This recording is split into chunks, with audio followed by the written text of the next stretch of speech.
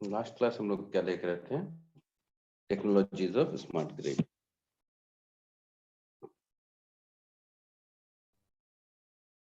Technology of smart grid. इसमें पहला technology हम लोग देख लिए थे AMI। AMI का फुल फॉर्म क्या था? Advance metering infrastructure. इंफ्रास्ट्रक्चर। तो इसमें कहीं कोई डाउट नहीं होना चाहिए। आज हम लोग जो दूसरा टॉपिक इसमें आएगा वो आएगा, इसको DR भी कहीं मिलेगा तुमको लिखा हुआ। DR का मतलब होगा यहाँ पे डिमांड रिस्पॉन्स। जैसे कि इसका नाम बता रहा है डिमांड रिस्पॉन्स, कि हमारे पास जितना भी इलेक्ट्रिसिटी कस्टमर की तरफ से डिमांड होगा, हमको इलेक्ट्रिसिटी उसको मैच करना चाहिए, है ना। अगर जो पावर कंजम्पशन हो रहा है और पावर जनरेशन हो रहा है, दोनों में एक कोऑर्डिनेशन होना चाहिए ना। जी सर, बैलेंस होना चाहिए। बैलेंस होना चाहिए, क्योंकि ऐसा नहीं है, डिमांड क्या है हमारा वेरी करते रहता है, ठीक है। तो हमको क्या होगा, कस्टमर और इलेक्ट्रिक यूटिलिटी के लिए बेटर मैच होना चाहिए डिमांड का। किसके लिए? तो पावर सप्लाई करने के लिए। तो ये भी एक टेक्नोलॉजी होगा कि हम अगर डिमांड को फुलफिल कर लेंगे तो हमारा सिस्टम क्या होगा, स्मार्ट कहलाएगा, हमारा सिस्टम एकदम बढ़िया कहलाएगा, स्वस्थ कहलाएगा, हेल्दी कहलाएगा, ठीक है।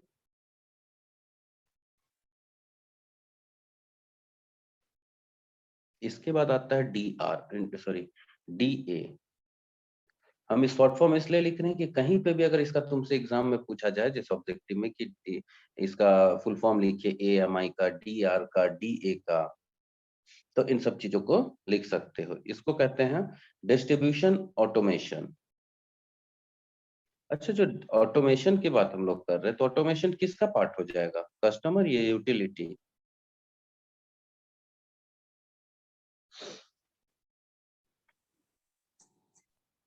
Customer sir. कस्टमर का होगा। ऑटोमेशन एक्चुअली क्या काम करता है? ऑटोमेशन यहाँ काम क्या करता है? होगा सर। ऑटोमेशन हमारा क्या होगा, फॉल्ट को डिटेक्ट करेगा। तो फॉल्ट डिटेक्ट किसके लिए करेगा? तो हमेशा ये होगा, ये ऑप्टिमाइज करेगा किसको, ये डिस्ट्रीब्यूशन ऑटोमेशन किसको ऑप्टिमाइज करेगा? तो यूटिलिटी के ऑपरेशन को।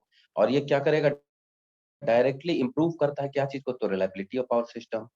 कि अगर हमारा फॉल्ट कम आएगा, सभी कुछ कम रहेगा, हमारा प्रॉपर काम करेगा, तो हम लोग इंश्योर कर सकते हैं ना कि हम जो पावर सप्लाई को कंटिन्यूएशन रख सकते हैं। तो ये क्या करेगा, यूटिलिटी के ऑपरेशन को इंप्रूव करेगा। अगर ऑपरेशन इंप्रूव होगा तो डायरेक्टली इंप्रूव क्या हो जाएगा, reliability of its distribution. Power system का जो होगा हमारा डिस्ट्रीब्यूशन जो हम करेंगे, हम कितना डिमांड है, कितना लोड है, तो हम उसको मैच कर पाएंगे अगर हमारा फॉल्ट नहीं रहेगा तो, ठीक है।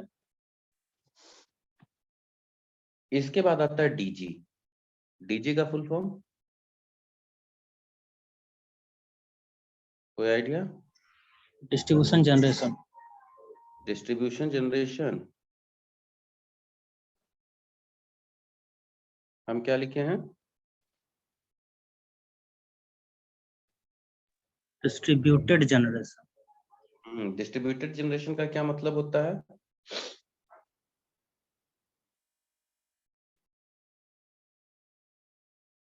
हम लोग का जो अभी पावर प्लांट क्या है कि एक जगह जनरेशन हो रहा है, यहाँ पर पावर प्लांट में जनरेशन हो रहा है, इससे हम कस्टमर को डिस्ट्रीब्यूट कर रहे हैं, यही कर रहे हैं ना।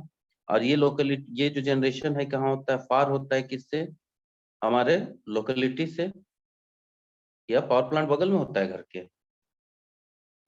नहीं, दूर होता है। तो ये क्या हो रहा है, एक तरह से कॉन्सेंट्रेटेड जनरेशन है। अगर हम बोलेंगे कॉन्सेंट्रेटेड जनरेशन का मतलब दूर में जनरेशन, एक जगह जनरेशन हो और उसको हम डिस्ट्रीब्यूट करें, तो अब डिस्ट्रीब्यूटेड जनरेशन हम बोलेंगे इसका जस्ट रिवर्स है। तो क्या बोलोगे?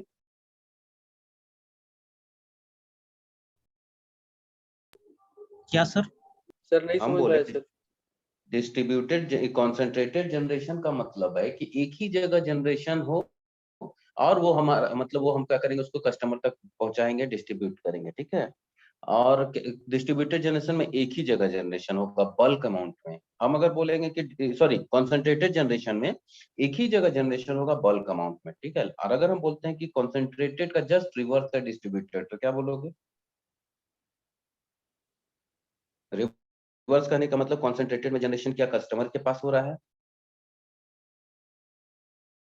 नहीं सर, जनरेशन कहीं दूर होगा, लेकिन जब कस्टमर के पास आएगा वहां से अलग एक डिस्ट्रीब्यूशन जनरेशन लगाया हाँ, तो जाएगा अब मेरा कहना और है, वहां से दिया जाएगा। ठीक ठीक, मेरा कहना है, ये तो तुम समझ गया। मेरा कहना है कि कॉन्सेंट्रेटेड जनरेशन में जो जनरेशन हो रहा है कस्टमर से दूर हो रहा है, हम बोलते हैं इसका रिवर्स प्रोसेस क्या होगा? सामने ही जनरेशन होगा, डायरेक्ट दिया जाएगा कस्टमर। हाँ, कस्टमर के पास जनरेशन होगा तो क्या बल्क अमाउंट में हम जनरेशन कर सकते हैं? थर्मल पावर प्लांट सिटी के बीच में लगा सकते हैं? नहीं नो सर, सर। नहीं। वहां तो कुछ यहाँ रिन्यूएबल कॉन्सेंट्रेट, एनर्जी सोर्स का पावर प्लांट लगाएंगे। रिन्यूएबल एनर्जी जैसे एक एग्जांपल भी आप दे दो। Solar, wind, biogas. सोलर। क्या लिखे हैं, पढ़ो एक बार लाइन।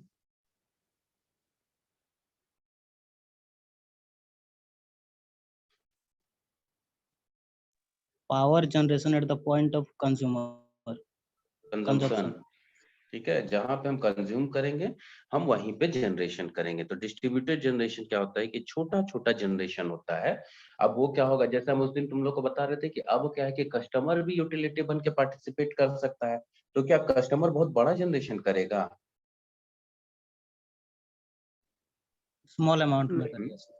स्मॉल अमाउंट करेगा। तो छोटा छोटा डिस्ट्रीब्यूशन बनेगा तो वो भी तो एक जनरेटिंग स्टेशन बनेगा। तो अब क्या करेगा, वहां से वो जनरेट करेगा कस्टमर, उसको सप्लाई देगा कहाँ, तो जहां पे भी हमारा लोकल एरिया में है। हम अब इसको मेन ग्रिड से अगर हम कट भी जाते हैं तो स्मॉल समय के लिए, छोटे समय के लिए हम लोग क्या कर सकेंगे, कंटिन्यूटी ऑफ सप्लाई बरकरार रख सकेंगे। ठीक है, तो ये 3 पॉइंट समझ में आ गया। डिस्ट्रीब्यूटेड जनरेशन क्या है, समझ में आ गया?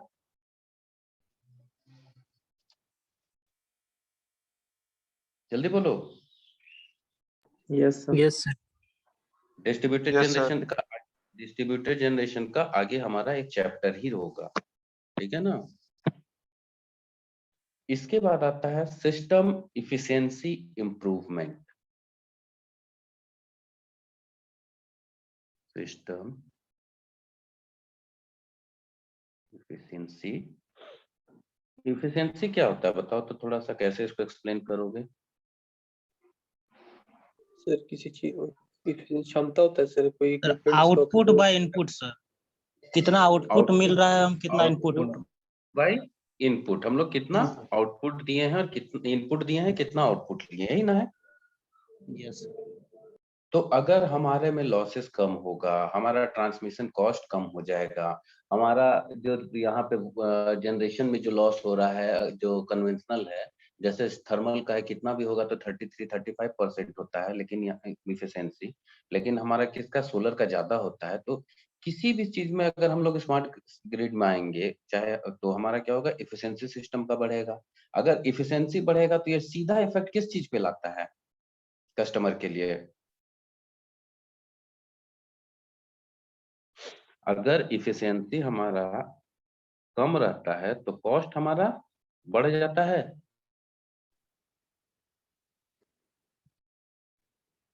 हाँ या नहीं? जी यस सर। ठीक है, अगर मेरा इफिशिएंसी किसी भी चीज का हाई होता है तो इनपुट कम लगेगा, आउटपुट ज्यादा मिलेगा, तो कॉस्ट क्या होगा, रिडक्शन होगा, कॉस्ट में रिडक्शन होगा या नहीं? हम्म। Yes sir. तो अब क्या है कि यहाँ पे हम लोग किन किन चीजों का मदद लेते हैं, एएमआई। एएमआई क्या क्या क्या है, एएमआई क्या है? Advance metering infrastructure. हाँ, ऑटोमेटेड कंट्रोल स्कीम, ऑटोमेटेड जो कंट्रोल है हमारा, जो फॉल्ट को डिटेक्ट कर रहा है, ये सब चीज की मदद से हम लोग क्या कर रहे हैं, कॉस्ट का रिडक्शन हो जाता है। किस चीज का, पर यूनिट कॉस्ट का रिडक्शन होगा। दूसरा क्या हो जाएगा यहाँ पे, इफिशिएंसी हाई होगा। क्या होगा, इफिशिएंसी हाई नहीं हम बोलेंगे, इम्प्रूव होगा, है ना। यस इम्प्रूव होगा, ठीक है। जहां किसी चीज का एफिशिएंसी इंप्रूव होगा तो हमको सीधा सा फायदा क्या चीज में मिलेगा, कॉस्ट रिडक्शन में, और कस्टमर को क्या चाहिए, कस्टमर को हमेशा क्या चाहिए, कम कॉस्ट कम चाहिए सर। चाहिए सर। और एफिशिएंसी ज्यादा। बिल का efficiency। कम चाहिए। हम क्या चाहिए, अगर तुम्हारे घर में वोल्टेज फ्लक्चुएट है बार बार कर रहा है, तो हम क्या करते हैं, मतलब फोन कर रहे हैं, है कि नहीं। घर में पता है, कभी ऐसा सिचुएशन देखे हो कि कभी वोल्टेज तुरंत कम हो रहा है, कभी बढ़ रहा है, कभी कम हो रहा है, कभी बढ़ रहा है, या हम घर में कभी जैसे लोड दे रहे, मोटर को हम चला रहे घर का, देख रहे वोल्टेज 220 दिखा रहा है, तुरंत आ जा रहा है 100 पे। ये सब सुने हो, कैसा हो, कभी देखे हो घर में। Yes sir. आपका आवाज कट रहा है। ठीक है, तो होता क्या है कि मान लो अगर ट्रांसफार्मर से जो हमारा न्यूट्रल पॉइंट है वो अगर खुल जाता है या कट जाता है, तो ये प्रॉब्लम होता है। तो हमको क्या करना होता है कि हम बार बार इसको फोन करते हैं जो हमारा सर्विस प्रोवाइडर है या इलेक्ट्रिसिटी बोर्ड को, फिर वो आके बनाता है। लेकिन अगर यहाँ सेंसर और ये सब लगा है, तो ये फॉल्ट उसको पहले पता चल जाएगा कि हमारे इस ट्रांसफार्मर में ये प्रॉब्लम है। ठीक है, तो इम्प्रूव हमारा करेगा। नेक्स्ट होता है सेल्फ हीलिंग। हीलिंग का मतलब क्या होता है, खुद से सर, मतलब कहीं अगर फॉल्ट हो जा रहा है तो उसको खुद से सेपरेट सही कर कर देना लेना और सर। बिजली को कंटिन्यू करना बाकी जगह में। ठीक। देखो होता क्या है कि जो हमारा ऑटोमेटिकली ये क्या करेगा, फॉल्ट को डिटेक्ट करेगा, डिटेक्ट करेगा। डिटेक्ट करने के बाद उसमें क्या करेगा, रिस्पॉन्ड करेगा। क्या रिस्पॉन्स करेगा, रिस्पॉन्ड क्या करेगा, सर यहाँ पे डैमेज हो गया सर। सर क्या डिटेक्टिव damage उसको फॉल्टी पार्ट को सर सेपरेट कर देगा। फॉल्टी पार्ट को हेल्दी पार्ट से अलग कर देगा, और जो हेल्दी है उसको जी सिस्टम को रिज्यूम रखेगा, यही करेगा। रिज्यूम रख जी। तो ऐसे क्या होगा कि हमारा जो भी समय लगेगा, जो भी हमको समय लगेगा फॉल्ट को क्लियर करने में, तो वो जल्दी क्विक रिकवर होगा, क्विक रिकवर होगा, जी सर। क्विक रिकवर होगा। अगर फॉल्ट आएगा तो हमारा डाउन टाइम है वो क्या होगा, डाउन टाइम का मतलब समझ में आया,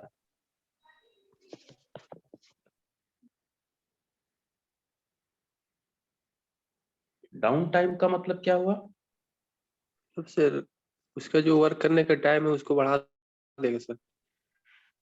वर्क करने का नहीं, जो डाउन टाइम कहने का मतलब है कि जितने तरीके का यहाँ पे हमारा फॉल्ट के चलते समय लग रहा है उसको रिकवर करने में, तो उसको डाउन टाइम बोले। जब तक हमारा फॉल्ट है, फॉल्ट हटेगा, हमारा सिस्टम रिज्यूम होगा, तो जितना समय लॉन्ग, मतलब 1 घंटा काम कर रहे हैं तो डाउन टाइम हुआ, तो वो हमारा कम हो जाएगा। यहाँ पे फॉल्ट हमको आइडेंटिफाई नहीं करना है, हमको सिर्फ वहां पे जाके रिकवर करना है।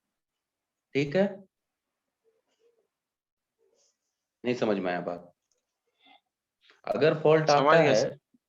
मिल गया, चलो बहुत बढ़िया। अगर मान लो फॉल्ट ज्यादा समय तक रहता है तो क्या होता है इक्विपमेंट में,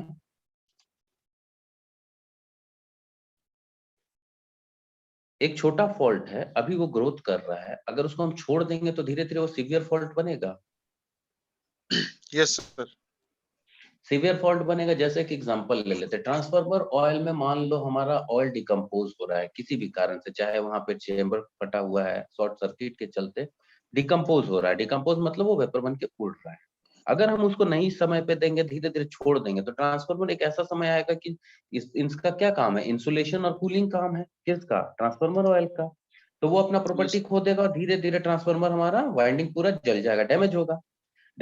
डैमेज होगा तो पहले हम ऑयल भरने में जो पैसा लगता, और अभी हमको ऑयल भी भरना और डैमेज भी बनाना है, कौन सा ज्यादा हमारा खर्चा वाला है, बनाना सर। बनाना सब खर्चा वाला है, क्योंकि हम उसको छोड़ दिए और वो धीरे धीरे फॉल्ट डेवलप कर लिया और बड़ा फॉल्ट बन गया, जिसके चलते और भी मेरा इक्विपमेंट डैमेज हुआ। तो यहाँ पे क्या होगा, फाइनेंशियल लॉस होगा। तो अगर हमारा पहले ही, हम उसको पहले ही अगर रेक्टिफाई कर लें और हम क्या करें, उसको फॉल्टी पार्ट को हटा दें, तो हमारा फाइनेंशियल लॉस भी क्या होगा, रिड्यूस होगा। हाँ या नहीं, यस सर। ठीक, क्लियर है ये पॉइंट भी, ये तो तुम लोग बहुत बढ़िया से समझाओगे। ये क्या होता है, साइबर सिक्योरिटी। क्या होता है, सर कोई हैक कर लेता है सर, क्योंकि सर यहाँ डिजिटली सॉफ्टवेयर यूज का कर रहे यूज हैं कर तो रहे हैं सर। इंटरनेट यूज कर रहे हैं सॉफ्टवेयर, तो हैक भी हो सकता है सर। और लोड वगैरह एक जगह का बढ़ा सकता है या कुछ भी कर सकता है। यहाँ जितना हमारा खेल है डेटा का खेल है। Yes sir. अगर डेटा को कोई डैमेज करेगा तो हमारा पूरा सिस्टम कोलैप्स हो जाएगा। Yes sir. कोलैप्स होने का मतलब गिर जाना नहीं है, हम प्रॉपर वे में काम नहीं करेंगे वो भी कहलाएगा कोलैप्स। तो क्या होगा, डेटा अगर कोई भी अटैक करेगा, किसी तरीके का डैमेज करेगा, तो वो हमारे के लिए, पूरे सिस्टम के लिए डेंजरस है। तो उसको भी हमको साइबर सिक्योरिटी यहाँ देना होगा, हमको बचाना होगा कि कोई भी कैसा आदमी एक्सेस ना हो पाए, अनऑथोराइज्ड एक्सेस ना हो पाए। समझ में आया बात?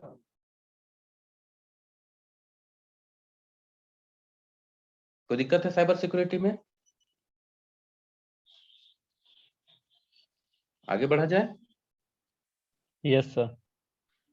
चलो, साइबर सिक्योरिटी तो बहुत बढ़िया से हमको लगता है। कोई ऐसा है जो साइबर सिक्योरिटी यहाँ नहीं समझ पाया हो? कोई भी है ऐसा लड़का?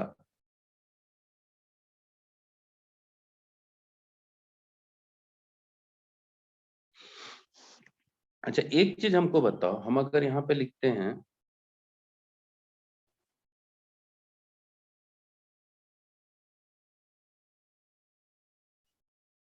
डिस्ट्रीब्यूटेड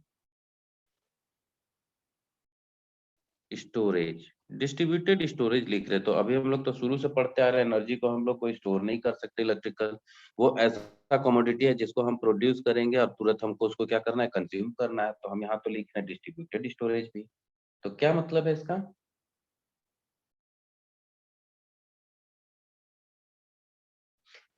सोलर से जो हमारा जनरेट हो रहा है या विंड से हो रहा है, हम लोग उसको बैटरी बैंक में जमा रखते हैं। हाँ सर। तो वो क्या है कि तुम्हारा ये रिलायबिलिटी देता है पावर सिस्टम को कि हम हमारा एनर्जी शॉर्ट टाइम के लिए, हम लोग अगर मतलब मेन ग्रिड से डिस्कनेक्ट भी हो जाते हैं, तो हम लोग शॉर्ट टाइम के लिए क्या कर पाएंगे, सप्लाई दे पाएंगे। जी सर। अगर मेन ग्रिड से हम लोग कट भी गए तो ब्लैकआउट कुछ समय के लिए नहीं होगा।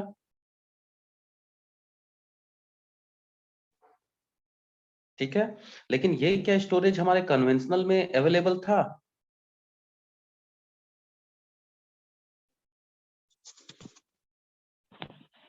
कन्वेंशनल में नहीं, अवेलेबल था जो पुराना पहले वाले में था, ऐसा प्रोसेस कुछ? नहीं सर। तो ये क्या, अगर कहीं पे भी तुमको हम बोलेंगे ब्लैकआउट नहीं होगा, तो तुम उस पर भरोसा करोगे? नहीं सर। नहीं।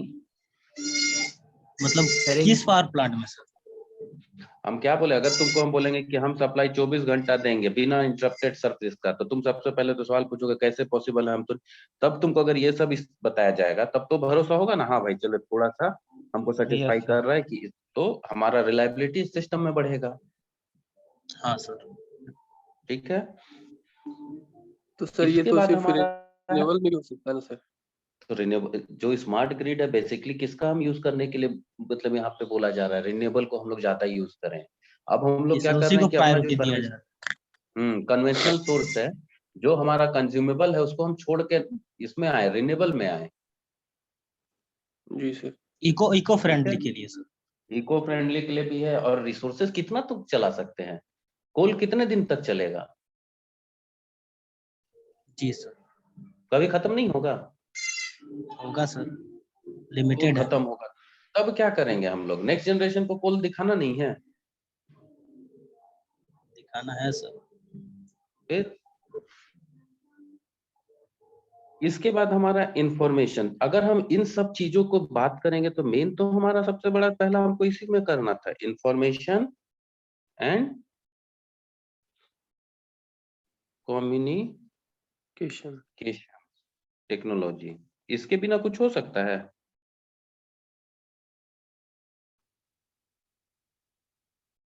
इंफॉर्मेशन एंड कम्युनिकेशन टेक्नोलॉजी, अभी एकदम तुरंत बोलने शुरू करोगे, बोलो। Two way communication. Two way communication क्या है? आप तो इतना पढ़ लिया है कम्युनिकेशन के बारे में, तो उसके बारे में भी अब नहीं बोलोगे? मतलब सर यूटिलिटी और कंज्यूमर मतलब दोनों एक दूसरे से मतलब इंटरफेयर कर सकते हैं सर, बात कर सकते हैं सर, डायरेक्ट कनेक्ट कर सकते हैं सर। ठीक है, इसमें क्या होगा, कम्युनिकेशन टेक्नोलॉजी क्या प्रोवाइड करता है? कनेक्टिविटी बिटवीन हम अब सिर्फ यहाँ पे बोलते हैं डिफरेंट कंपोनेंट्स इन द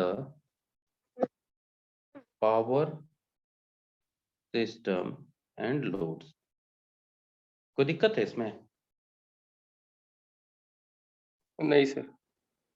क्या मतलब? अभी तक हम सिर्फ यूटिलिटी बात कर रहे थे, अब हम यूटिलिटी छोड़ के पूरे पावर सिस्टम को ब्रॉड बात करेंगे। क्या लोड जो हमारा है, रिले उसको नहीं देखेगा, सेंस नहीं करेगा लोड में अगर कोई प्रॉब्लम आ रहा है तो? Yes sir. करेगा सर। ट्रांसफार्मर में कोई फॉल्ट आएगा, क्या वो रिले उसको नहीं सेंस करेगा? सेंस करेगा, और वो किसको बताएगा? यूटिलिटी को बताएगा।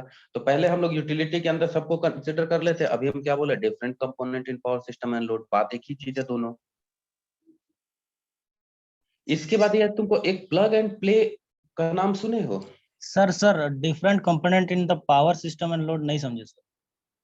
अरे पावर सिस्टम में जितना सिस्टम लगा है, प्रोटेक्टिव सिस्टम लगा है, ट्रांसमिशन डिस्ट्रीब्यूशन लगा है, सभी एक दूसरे से कम्युनिकेट करेगा नहीं करेगा? करेगा सर। तो वही चीज यहाँ पे हम बोले डिफरेंट कंपोनेंट, मतलब अब फॉल्ट आ रहा है तो उसको भी हम कर रहे हैं, कितना हम उसको सप्लाई दे रहे हैं हम उसको भी रिकॉर्ड कर रहे हैं, कितना देर इंटरप्शन रहा है उसको भी रिकॉर्ड कर रहे हैं। तो हर चीज को तो हम यहाँ रिकॉर्ड कर रहे हैं ना। जी सर।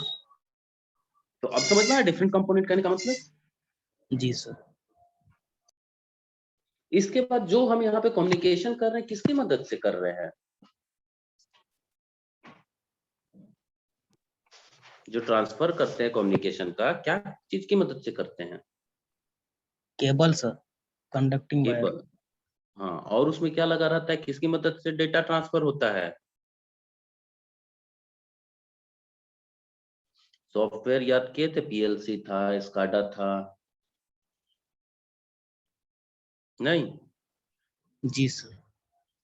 देखो एक चीज है, यहाँ पे हमारा डेटा ही सब कुछ है। इसमें अगर डेटा ही नहीं मिलेगा तो क्या हम अपने पावर स्मार्ट ग्रिड को स्मूथली चला पाएंगे? No sir. तो सिक्योरिटी ऑफ इंफॉर्मेशन,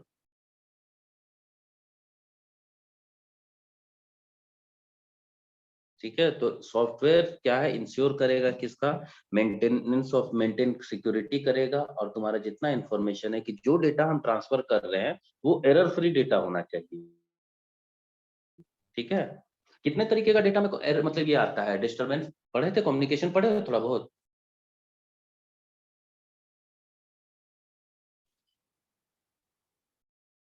नॉइस आता है ना, अनवांटेड सिग्नल आता है ना।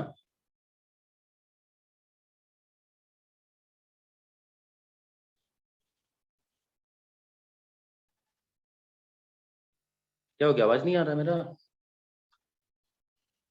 आ रहा है सर।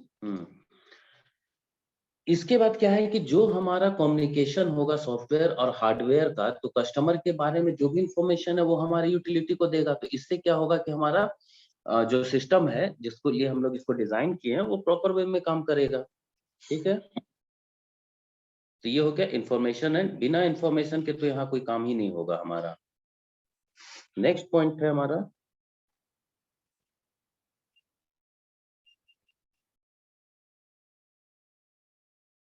सेंसिंग,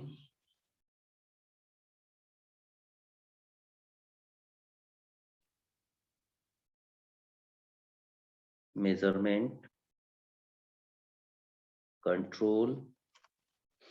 अमित अटेंडेंस भेज देना। जी sir. Control and automation technology, ठीक है। क्या मतलब हुआ? Sensing, measurement, control and automation technology, ये क्या काम करेगा?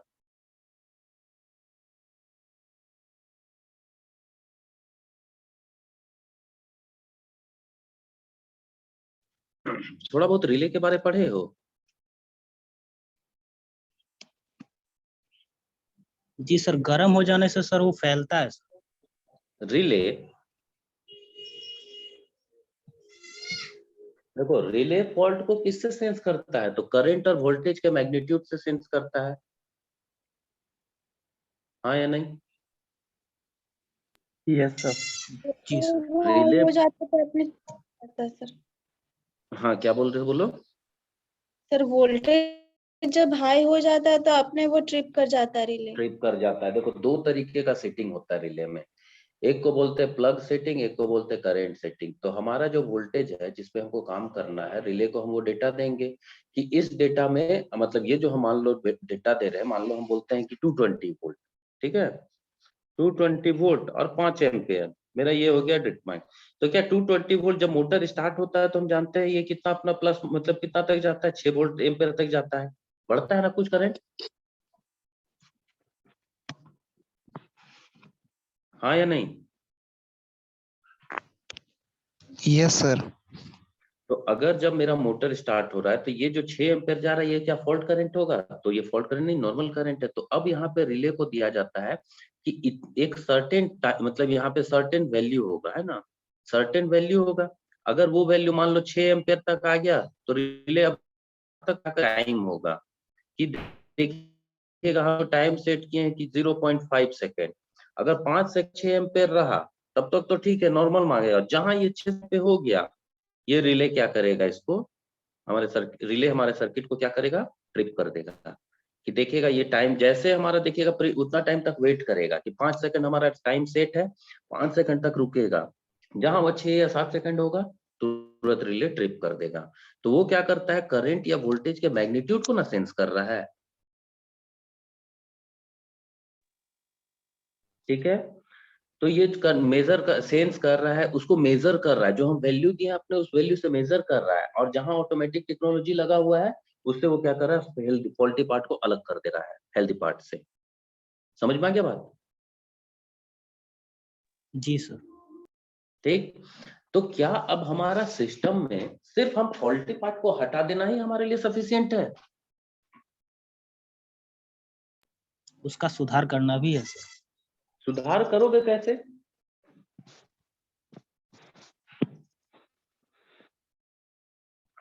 सर सुधार अगर मान करने की, लीजिए कुछ वैसा अगर वायर कट के गिर गया है तो वहां सर जाके मैनुअली सर उसको सुधार करना पड़ेगा।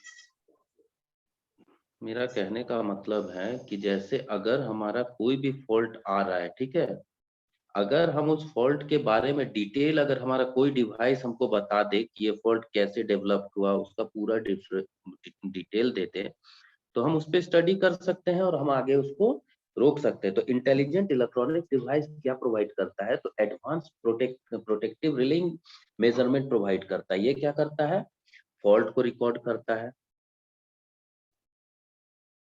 फॉल्ट रिकॉर्ड करता है, ठीक है, जो भी इवेंट हुआ है उससे, मान लो वहां कैसे कैसे ये बढ़ा उसको रिकॉर्ड करता है डिटेल में। और ये क्या करेगा, फेजर मेजरमेंट यूनिट एक होगा कि कितना मैग्नीट्यूड था। इसके बाद वाइड एरिया मॉनिटरिंग सिस्टम आएगा, ये भी बताएंगे आगे। Protective and control protection and control आएगा सिक्योरिटी के लिए। तो ये सब चीजों को इंटेलिजेंट इलेक्ट्रॉनिक्स डिवाइस क्या करेगा, हर फॉल्ट को रिकॉर्ड करेगा, फॉल्ट का नेचर तुमको बताएगा, कितने समय में हमारा फॉल्ट डेवलप हुआ, कितना हाई तक गया उसका मैग्नीट्यूड, तब हमारा डिस्कनेक्ट हुआ। ये क्या है, उसका पूरा डिटेल मिलेगा, तभी ना हम उस पर आगे रिसर्च करके उस पर कुछ काम कर पाएंगे, हाँ या नहीं? जी सर। तो यहाँ पे जो हमारा sensing, measurement, control and automation technology है, सिर्फ हमारा काम ये नहीं है कि भाई हम फॉल्ट को सेंस किए, मेजर किया और उसको फॉल्टी पार्ट से हटा दिए, बल्कि उस पूरा जो हमारा इंसिडेंट हुआ है उसको कहीं ना कहीं एक रिकॉर्ड हम रखेंगे। रिकॉर्ड रखेंगे तो क्या है कि फ्यूचर में हम हो सके तो हम उसको रोक भी सकें या उस पर हम आगे काम भी कर सकें, यही चीज ना होगा। जी सर। चलो, तो आज का क्लास में हम लोग यहीं तक रखेंगे। नेक्स्ट जो हमारा क्लास होगा हम उसमें क्या करेंगे, आर्किटेक्चर अब स्टार्ट करेंगे, ठीक है। आर्किटेक्चर जो होगा नेक्स्ट क्लास से हम लोग स्टार्ट करेंगे। यहाँ तक कहीं